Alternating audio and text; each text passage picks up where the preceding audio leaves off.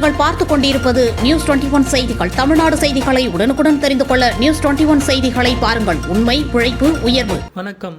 விழுப்புரம் மாவட்டம் செஞ்சி காந்தி கடைவீதியில் அமைந்துள்ள அருள்மிகு ஸ்ரீ செல்வ விநாயகர் ஆலயத்தில் 78ஆம் ஆண்டு லட்சதீப திருவிழா வெகு விமரிசையாக நடைபெற்றது.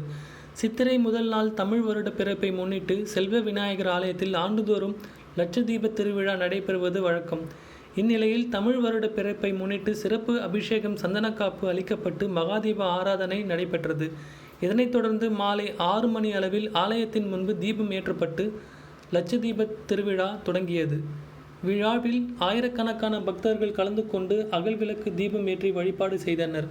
தொடர்ந்து இன்னிசை நிகழ்ச்சியும் பலவித மலர்களால் உற்சவமூர்த்தி சித்திபுத்தி விநாயகர் சிறப்பு அலங்காரத்தில் வண்ண மில் விளக்குகளால் அலங்கரிக்கப்பட்ட ரதத்தில் வான வேடிக்கையுடன் சுவாமி வீதி உலா புறப்பாடு நடைபெற்றது.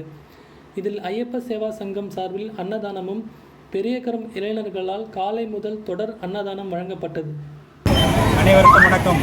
செஞ்சி மாநகரில் ஒரு வரலாற்று சிறப்புமிக்க திருவிழாவாக விநாயகர் லட்சதீப திருவிழா வெகு விமர்சையாக 78ஆம் ஆண்டு வெகு சிறப்பாக கொண்டாடப்பட்டது.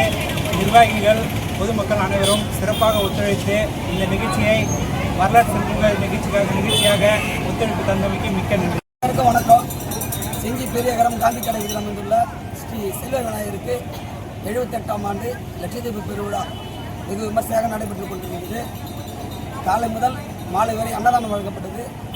இந்த திருவிழாவில் சுமார் ஒரு 50,000 பேர் கலந்து கொண்டு சிறப்பு வழிபாடு கலந்துருக்கோம். சரியாக 6 மணிக்கு லட்சதீபம் ஏற்றப்பட்டு அது முதல் இன்னிசை கட்சி நடந்தது.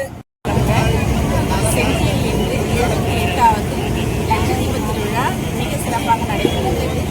இதில் மக்கள் எல்லாம் ரொம்ப சந்தோஷமாகவும் ஆர்வமாகவும் ஒரு தீபாவளி, பொங்கல் மாதிரி இந்த விழாவை கொண்டாடுகிறாங்க.